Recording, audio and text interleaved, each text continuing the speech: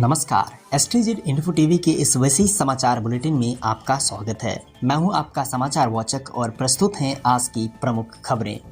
दिल्ली में नवरात्रि के दौरान मीट की दुकानों को बंद करने की मांग जोर पकड़ रही है। बीजेपी विधायक रविंद्र सिंह नेगी ने पटवर्धन इलाके में इस नियम को सख्ती से लागू करने की वकालत की। उन्होंने कहा कि अगर प्रशासन कोई निर्देश जारी नहीं करता तो वे अपने क्षेत्र में इसे लागू करवाने का हर संभव प्रयास करेंगे। दिलचस्प बात यह है कि इस मांग को कांग्रेस सांसद इमरान मसूद का भी समर्थन मिला है, जिससे राजनीतिक हलकों में हलचल तेज हो गई है। दिल्ली हाईकोर्ट के जज यशवंत वर्मा के आवास में आग लगने के बाद मामले ने नया मोड़ ले लिया है। आग बुझाने के बाद वहां से अधजले नोट बरामद किए गए, जिसके बाद इस घटना की जांच के लिए 3 जजों की कमेटी बनाई गई। जांच दल ने करीब 45 मिनट तक जज वर्मा के घर का निरीक्षण किया और उन जगहों पर भी पहुंचे जहां से अधजले नोट मिले थे। कमेटी अब यह तय करेगी कि जांच किस प्रक्रिया और किन नियमों के तहत आगे बढ़ेगी। मामला बहुत ही संवेदनशील होता जा रहा है।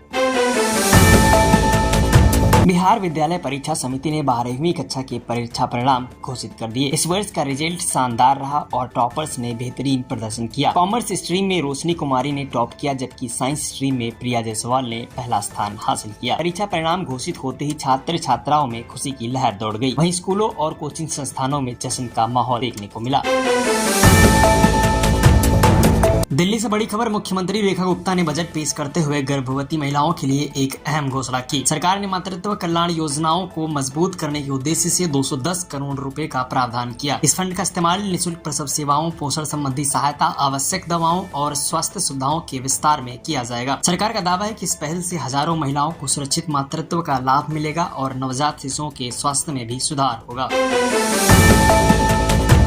देश भर के एटीएम यूजर्स के लिए एक बड़ी खबर, 1 मई 2025 से किसी भी अन्य बैंक के एटीएम से पैसे निकालने या बैलेंस चेक करने पर आपको ज्यादा चार्ज देना होगा। आरबीआई ने एटीएम इंटरचेंज फीस बढ़ाने की मंजूरी दे दी है, जिससे आम जनता की जेब पर सीधा असर पड़ेगा। यह बदलाव एनपीसीआई के प्रस्ताव के तहत लागू किया गया। नए चार्जेस की पूरी जानकारी जल्द जारी की जाएगी।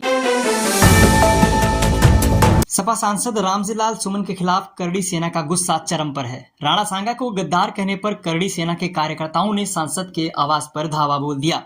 हजारों की भीड़ ने न सिर्फ घर का घेराव किया, बल्कि गाड़ियों के शीशे भी तोड़ दिए और कुर्सी बेंच सहित जो भी मिला उसे तहस नहस कर दिया। पुलिस ने रोकने की कोशिश की तो उग्र भीड़ ने पुलिस पर भी हमला कर दिया। गनीमत यह रही कि सांसद रामजीलाल सुमन घर पर मौजूद नहीं। इस बीच सपा प्रमुख अखिलेश यादव ने इस हमले के लिए बीजेपी सरकार को जिम्मेदार ठहराया। फिलहाल इलाके में भारी पुलिस बल तैनात है और स्थिति तनावपूर्ण बनी।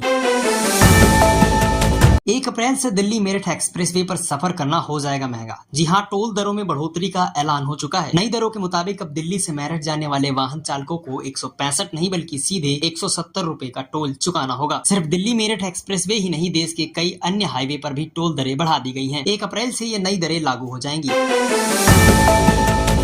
मशहूर stand up comedian Kunal Kamra की मुश्किलें लगातार बढ़ती जा रही हैं। महाराष्ट्र विधान परिषद के सभापति ने उनके खिलाफ विशेषाधिकार हनन का नोटिस स्वीकार कर लिया। मामला उनके हालिया शो से जुड़ा है, जिसमें उन्होंने एक गाने के जरिए उप मुख्यमंत्री एकनाथ शिंदे पर तंज कसा था। कामरा के कटाक्ष से शिवसेना भड़क गई और देखते ही देखते सियासी माहौल गर्म हो गया। महाराष्ट्र के पर्यटन मंत्री शंभूराज देसाई ने कामरा की तुरंत गिरफ्तारी की मांग कर डाली। इतना ही नहीं, रविवार रात शिवसेना कार्यकर्ताओं ने मुंबई के खार स्थित हैबिटेट कॉमेडी क्लब पर भी जमकर हंगामा किया, जहाँ कामरा का शो रिकॉर्ड हुआ था। फिलहाल मामला तूल पकड़ता जा रहा है और हर तरफ इस विवाद की चर्चा हो रही है। तो ये थी आज की सबसे बड़ी और सबसे अहम खबरें। सिर्फ एसटीजेड इन्फो टीवी पर हम सिर्फ खबरें नहीं दिखाते, बल्कि उनकी गहराई तक जाते हैं, ताकि आपके सामने आए हकीकत का पूरा सच। ऐसे ही बेबाक, निष्पक्ष और दमदार रिपोर्ट्स के लिए जुड़े रहें एसटीजेड इन्फो टीवी के साथ, क्योंकि यहाँ सिर्फ सुर्खियां नहीं, हकीकत भी बोली जाती है। मैं हूँ आकाश, फिर मिलूंगा अगले बुलेटिन में ताजा और अहम खबरों के साथ। तब तक के लिए सतर्क रहें, जागरूक रहें और सही खबरों से जुड़े रहें। जय हिंद, वंदे मातरम।